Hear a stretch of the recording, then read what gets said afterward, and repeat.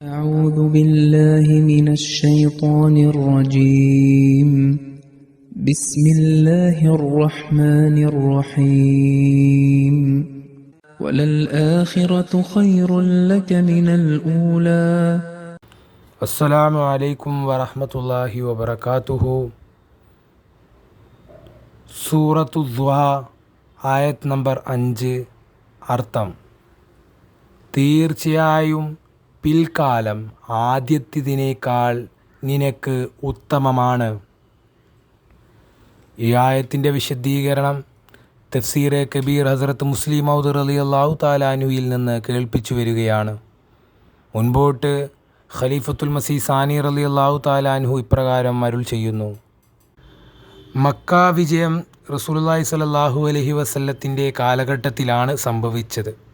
പക്ഷേ Iraq, Egypt, Syria എന്നിവ റസൂലുള്ളാഹി സ്വല്ലല്ലാഹു അലൈഹി വസല്ലത്തിൻ്റെ വഫാത്തിന് ശേഷമാണ് കീഴടക്കിയത്. ചിലപ്പോൾ ഇവിടെ ഈ പറഞ്ഞ പേരുകൾ തെറ്റായി പരാമർശിക്കപ്പെട്ടതാണോ എന്ന് ആരെങ്കിലും ചോദിക്കാൻ സാധ്യതയുണ്ട്. യഥാർത്ഥത്തിൽ ഞാൻ നല്ല ബോധത്തോടെ മനഃപൂർവ്വമാണ് ഇറാഖ്, സിറിയ, ഈജിപ്ത് തുടങ്ങിയ പേരുകൾ പരാമർശിച്ചിട്ടുള്ളത്. അതുപോലെ തന്നെ വലൽ-ആഖിറതു ഖൈറുൽ ലക മിനൽ ഊല എന്നതിൻ്റെ തെളിവിൽ സിറിയ, ഇറാഖ്, ഈജിപ്ത് തുടങ്ങിയ വിജയങ്ങളെ ഉൾപ്പെടുത്തിയിട്ടുണ്ടെങ്കിൽ പിന്നെ ഈ വിജയങ്ങൾക്ക് ശേഷം ഇസ്ലാമിൻ്റെ അധപ്പതനം സംഭവിക്കുകയുണ്ടായി. അത് ആഖിറത്ത് ഊലയേക്കാൾ ഉത്തമമാവാത്തതിന് എന്താണ് ഉത്തരം എന്നും ചിലർ ചോദിക്കാൻ സാധ്യതയുണ്ട്. യഥാർത്ഥത്തിൽ ഈ പറഞ്ഞ കാര്യം അതുപോലെ തന്നെ നേരത്തെ പറഞ്ഞ കാര്യവും രണ്ടും ശരിയാണ് എന്നാണ് ഞാൻ മനസ്സിലാക്കുന്നത്.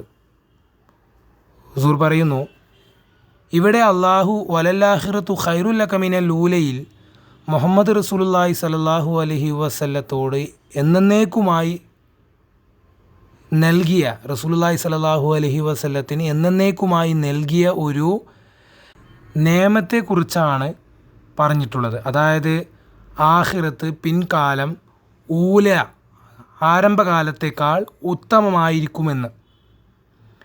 ഏതുവരെ റസൂലുള്ളാഹി സ്വല്ലല്ലാഹു അലൈഹി വസല്ലം അവരിൽ ഉണ്ടായോ അതുവരെ ഇസ്ലാമിന് വളർച്ചയും വിജയവും ലഭിച്ചുകൊണ്ടേയിരുന്നു. എന്നാൽ ഏതൊരു സമയം റസൂലുള്ളാഹി സ്വല്ലല്ലാഹു അലൈഹി വസല്ലത്തെ അവർ ഉപേക്ഷിച്ചോ അതോടെ ഇസ്ലാമിൻ്റെ അധപ്പതനവും ആരംഭിച്ചു. ഇവിടെ ഇറാഖ്, സിറിയ, ഈജിപ്ത് മുസ്ലിങ്ങൾക്ക് ലഭിച്ചത് അവരുടെ ഇടയിൽ റസൂലുള്ളാഹി സ്വല്ലല്ലാഹു അലൈഹി വസല്ലം ആത്മീയമായ നിലക്ക് ജീവനോടെ ഉണ്ടായതുകൊണ്ടാണ്. അബൂബക്കർ സിദ്ദീഖ് റളിയല്ലാഹു തആല അൻഹുവിൻ്റെയും ഉമർ റളിയല്ലാഹു തആല അൻഹുവിൻ്റെയും ഉസ്മാൻ റളിയല്ലാഹു തആല അൻഹുവിൻ്റെയും അതുപോലെ അലി റളിയല്ലാഹു തആല അൻഹുവിൻ്റെയും ഒക്കെ ഹൃദയത്തിൽ റസൂലുള്ളാഹി സ്വല്ലല്ലാഹു അലൈഹി വസല്ലം ജീവനോടെ ഉണ്ടായിരുന്നു. അതുകൊണ്ടാണ് അവർക്ക് വിജയത്തിന് ശേഷം വീണ്ടും വിജയം ലഭിച്ചുകൊണ്ടേയിരുന്നത്. എന്നാൽ പിന്നീട് വന്നിട്ടുള്ളവർ റസൂലുള്ളാഹി സ്വല്ലല്ലാഹു അലൈഹി വസല്ലം അവരുടെ ഇടയിൽ ജീവനോടെ ഇല്ലാതെ ആയപ്പോൾ പിന്നീട് മുസ്ലിങ്ങൾക്ക് അധപ്പതനം ആരംഭിക്കുകയുണ്ടായി. ശ്രദ്ധിക്കുക, വലൽ-ആഖിറതു ഖൈറുൽ ലക മിനൽ ഊല എന്നതിൽ യസീദിൻ്റെ ആഖിറത്ത് ഊലയേക്കാൾ ഉത്തമമാകുമെന്നല്ലല്ലോ പറഞ്ഞിട്ടുള്ളത്. ഇവിടെ പറഞ്ഞിട്ടുള്ളത് അള്ളാഹു പറഞ്ഞിട്ടുള്ളത് മുഹമ്മദ് റസൂലുള്ളാഹി സ്വല്ലല്ലാഹു അലൈഹി വസല്ലത്തോട് നിനക്ക് നിൻ്റെ ആഖിറത്ത് പിൽക്കാലം അത് ഊലയേക്കാൾ ആദ്യത്തെ നാളുകളേക്കാൾ ആരംഭ കാലഘട്ടത്തേക്കാൾ ഉത്തമമായിരിക്കുമെന്നാണ്. ഏതുവരെ റസൂലുള്ളാഹി സ്വല്ലല്ലാഹു അലൈഹി വസല്ലം ഈ ലോകത്തുണ്ടായിരുന്നുവോ അതുവരെ മുസ്ലിങ്ങളോട് ചെയ്ത ഈ വാഗ്ദാനം പൂർത്തീകരിക്കപ്പെട്ടു. എന്നാൽ പിന്നീട് വന്ന ആളുകൾ റസൂലുള്ളാഹി സ്വല്ലല്ലാഹു അലൈഹി വസല്ലത്തിൻ്റെ പാതയെ പിൻപറ്റാതെ ആയപ്പോൾ അള്ളാഹു അവരെയും ഉപേക്ഷിച്ചു.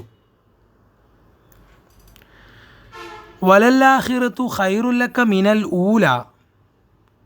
ഈ ആയത്തിൻ്റെ സത്യസാക്ഷ്യം എത്ര ഗംഭീരമായ രീതിയിലാണ് പൂർത്തിയാക്കിയത് എന്ന് നോക്കുക.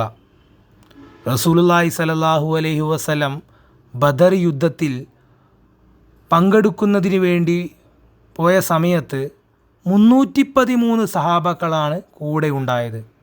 ഉഹദ് യുദ്ധത്തിൽ 1000 സഹാബാക്കളാണ് കൂടെ ഉണ്ടായത്. ഖന്തക്ക് യുദ്ധത്തിൽ 3000 സഹാബാക്കളാണ്. എന്നാൽ മക്ക വിജയത്തിൽ 10,000 സഹാബാക്കളാണ് റസൂലുള്ളാഹി സ്വല്ലല്ലാഹു അലൈഹി വസല്ലമയുടെ കൂടെ ഉണ്ടായിരുന്നത്. യഥാർത്ഥത്തിൽ വലല്ലാഹിറത്തു ഖൈറുല്ലക മിനൽ ഊല എന്ന ആയത്തിൻ്റെ അടിസ്ഥാനത്തിൽ ഇവിടെ എണ്ണത്തിൽ വർധനവ് വന്നുകൊണ്ടേയിരുന്നു. ഇൻഷാ അല്ലാഹ് ബാക്കി വിശദീകരണം വരും ദിവസങ്ങളിലുള്ള ദർസുകളിൽ കേൾപ്പിക്കുന്നതായിരിക്കും. അല്ലാഹുമ്മ സല്ലി അലാ സയ്യിദിന മുഹമ്മദ് വബാരിക് വസല്ലി ഇന്നക ഹമീദും മജീദ്. ജസാക്കുമുല്ലാഹ്.